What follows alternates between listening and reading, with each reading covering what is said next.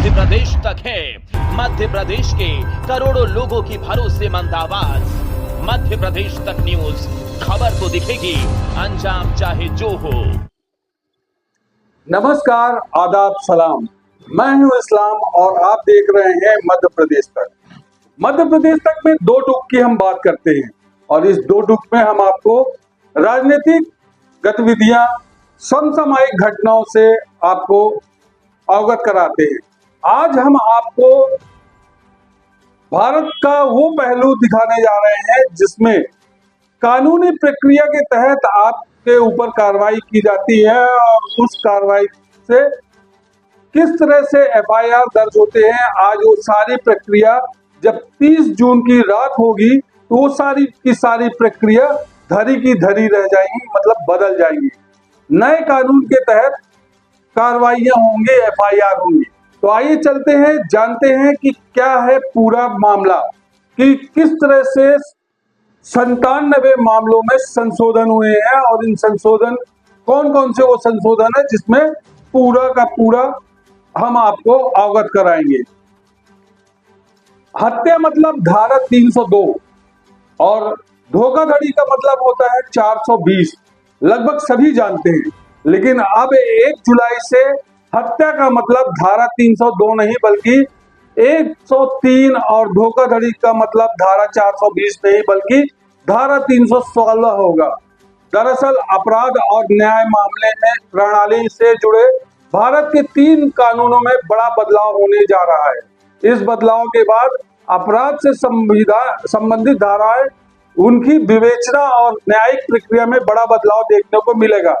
British काल से चले आ रहे भारतीय दंड संहिता, साक्ष्य अधिनियम और भारतीय दंड प्रक्रिया संहिता से बड़े पैमाने में पर बदलाव किए जा गए हैं।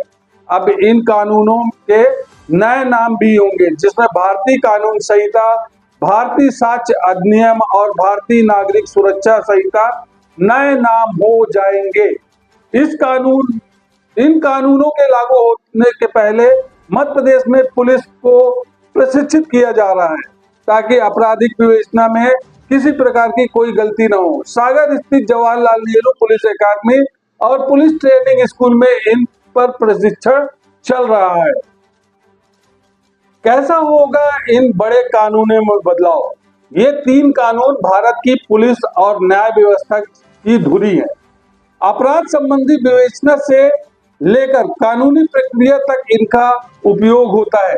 सामान्य नागरिक भी इन कानूनों की धाराओं से परिचित है और प्रमुख अपराधों से संबंधित धाराओं के बारे में जागरूक है। लेकिन इस बड़े बदलाव के बाद पूरी न्यायिक प्रक्रिया में बड़ा बदलाव देखने को मिलेगा। इन 3 प्रमुख कानूनों में बदलाव कुछ इस तरह होगा। भारतीय न्याय संहिता 2023, भारतीय न्याय संहिता 2023 जो नया कानून है, ये भारतीय दंड संहिता 1860 की जगह लेगा। खास बात यह है कि इंडियन पेनल कोड 1860 में 511 धाराएं थी, लेकिन इस नए कानून भारतीय न्याय संहिता में सिर्फ 358 धाराएं हैं। भारतीय न्याय संहिता में राजद्रोह की धारा हटा दी गई है, लेकिन भारत की संप्रभुता, एकता और अखंडता के खिलाफ अलगाववाद या विद्रोह फैलाने की कोशिश के लिए राष्ट्रद्रोह के अंतर्गत परिभाषित किया गया है। नाबालिग से सामूहिक दुष्कर्म और मॉब लीचिंग जैसे अपराध में भी मौत की सजा का प्रावधान इस नए कानूनी व्यवस्था में किया गया है। सीआरपीसी की जगह भारतीय नागरिक सुरक्षा संहिता 2023 लेगी। भारतीय नागरिक सुरक्षा संहिता में क्रिमिनल की 484 धाराओं के मुकाबले में 531 धाराएं हैं। कानून में किए गए बदलाव अपराध की विवेचना से लेकर न्यायिक प्रक्रिया में तेजी लाएंगे। इसमें मामलों की तय सीमा में जांच और सुनवाई का प्रावधान किया गया है। खास बात यह है कि जांच और सुनवाई पूरी होने के बाद 30 दिन के भीतर फैसला देने का भी प्रावधान है। यौन अपराध से जुड़े मामलों में पीड़ितों के बयान की वीडियोग्राफी अनिवार्य कर दी गई है। अपराध में संलिप्तता पाए जाने पर संपत्ति कुर्क करने के लिए इस कानून में नया प्रावधान किया गया है। भारतीय साक्ष्य अधिनियम 2023 ये भी एक नया कानून है। भारतीय कानून साक्ष्य अधिनियम इंडियन एविडेंस एक्ट 1872 की जगह पर लागू होगा। नए कानून में 170 धाराएं हैं, जबकि इंडियन एविडेंस एक्ट में 167 धाराएं थी। अब अदालत में इलेक्ट्रॉनिक और डिजिटल साक्ष्य पेश किए जा सकेंगे, जिसमें smartphone, laptop, SMS, website, mail, electronic उपकरण, कंप्यूटर, डिजिटल रिकॉर्ड, ईमेल और सर्वर लॉग को पेश और स्वीकृत किया जा सकेगा। इसकी मान्यता कागज में रखे जाने वाले रिकॉर्ड के समकक्ष होगी। नए कानून के तहत केस डायरी, एफआईआर, आरोप पत्र और प्रकरण से संबंधित सभी जानकारी का डिजिटलाइजेशन किया जाएगा। हम आपको बता दें कि राजद्रोह की धारा हटी तो है, लेकिन आतंकी गतिविधियों पर सख्त कानून भी बना दिया गया है। भारतीय दंड संहिता 1860 का स्थान लेने जा रही भारतीय न्याय संहिता में राजद्रोह की धारा को खत्म कर दिया गया है, लेकिन देश की एकता, अखंडता और संप्रभुता को खतरा पहुंचाने अलगाववाद और विद्रोह की कोशिश को राजद्रोह के अंतर्गत परिभाषित किया गया है। देश को नुकसान पहुंचाने के लिए विस्फोटक पदार्थ और जहरीली वस्तुओं का उपयोग करने पर आतंकवाद की धाराओं में मुकदमा चलेगा। सजा और कानूनी प्रक्रिया से बचने के लिए विदेश भागने वालों पर मुकदमा चल सकेगा। अगर पुलिस विदेश में बैठे अपराधी को तय समय में नहीं पकड़ पाएगी तो भी कोर्ट में प्रकरण पेश किया जा सकेगा। राजद्रोह के मामले में आईपीसी की धारा 124 ए नए कानून के तहत धारा 150 के रूप में पहचानी जाएगी। भारत सरकार के खिलाफ उकसाने और युद्ध छेड़ने जैसी प्रयास पर आईपीसी की धारा 121 के तहत प्रावधान था, लेकिन अब ये धारा 146 कहलाएगी। इन 3 नए कानूनों में जो संशोधन हुआ है, जो नए कानून लागू किए गए हैं, उनमें महिला अपराध में देश भर में कहीं भी महिलाओं के साथ होने वाले अपराध के मामलों में कानून को सख्त और महिला वर्ग को ध्यान में रखकर प्रावधान किए गए हैं। नए प्रावधान के तहत किसी भी महिला के साथ हुए दुष्कर्म की घटना में पीड़िता देश के किसी भी राज्य में कहीं पे भी 0 पर केस दर्ज करा सकेगी। अब तक ये व्यवस्था राज्य स्तर पर लागू थी, लेकिन अब ये राष्ट्रीय स्तर पर लागू होगी। वहीं यौन अपराध से जुड़े मामलों में प्रावधान किया गया है कि यौन संबंधों के लिए पहचान छिपाना और झूठे वादे अपराध की श्रेणी में माने जाएंगे। नाबालिग बच्चियों से दुष्कर्म को पास्को एक्ट के साथ जोड़ दिया गया है, जिसमें आजीवन कारावास या मौत की सजा का प्रावधान किया गया है। सामूहिक दुष्कर्म के मामलों में 20 साल की कैद और आजीवन कारावास की सजा का प्रावधान है। आईपीसी में बलात्कार का मामला धारा 376 के अंतर्गत आता था, अब ये धारा 63 के अंतर्गत जाना जाएगा और धारा 64 में सजा के प्रावधान है। सामूहिक दुष्कर्म के मामले में धारा 70 के अंतर्गत आएंगे। गंभीर अपराध में 3 साल के भीतर न्याय कानून के तहत गंभीर अपराध के मामले में विवेचना और न्यायिक प्रक्रिया को लंबा नहीं खींचा जा सकेगा। कानून में बदलाव के कारण अब गंभीर अपराधों में 3 साल के भीतर न्याय प्रदान करना होगा। पुलिस की विवेचना में भी देरी और मनमर्जी पर अंकुश लगाने के लिए नई धाराएं बनाकर प्रावधान किया गया है।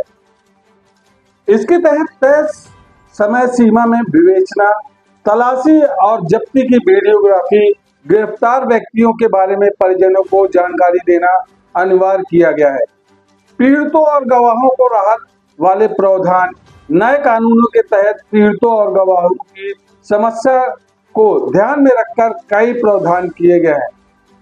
अब किसी मामले में कोई गवाह घर बैठकर वीडियो कॉन्फ्रेंसिंग के माध्यम से बयान दर्ज करा सकेगा।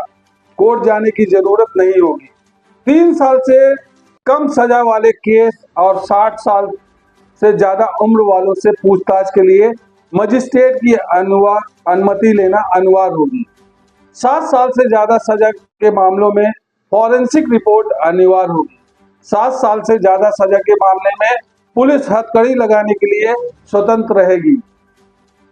अब हम बात करें सड़क दुर्घटना में, जिसमें अभी हाल ही में काफी बवाल मचा हुआ था। ट्रक ड्राइवर्स लगातार 2 दिन की हड़ताल पर चले गए थे, जिससे पूरे देश में चक्का जाम हो गया था। हिट एंड रन मामले में सजा की अवधि बढ़ी। सड़क दुर्घटना में संबंधित हिट एंड रन मामले में अब दोषी को 10 साल तक की सजा भुगतनी होगी। पहले सिर्फ 2 साल की सजा होती थी, जिसे बढ़ाकर 10 साल कर दिया गया है। दरअसल हत्या जैसे अपराध से बचने के लिए हिट एंड रन जैसे मामले तेजी से बढ़ रहे थे। सजा में समाज सेवा जैसे प्रावधान विदेशी की तर्ज पर कोर्ट अपराधी को समाज सेवा से जुड़ी सजा सुना सकता है। समाज में साफ सफाई, वृद्धाश्रम और अस्पताल से सेवा कार्य और पौधे रोपण जैसे काम सजा के तौर पर सुनाने का प्रावधान भी इस नए दंड संहिता में किया गया है। दरअसल लंबे समय से चले आ रहे इन प्रावधानों के कारण आम आदमी भी ज्यादातर अपराध को धारा से संबोधित करने लगे थे। जैसे हत्या के लिए धारा 302, लेकिन अब ये धारा 103 के तहत आएगी। खास बात यह है कि धारा 302 को अब चैन स्नैचिंग की धारा माना गया है। छेड़छाड़ की धारा 354 की पहचान अब मानहानि की धारा के तौर पर होगी। पहले मानहानि की धारा 499 के तौर पर जाना जाता है। धोखाधड़ी से मामले में धारा 420 का प्रयोग अब नहीं किया जा सकेगा। धोखाधड़ी अब धारा 316 के तहत आएगी। देश में 30 जून की रात 12 बजने के साथ ही अंग्रेजों द्वारा बनाए गए कानून समाप्त हो जाएंगे।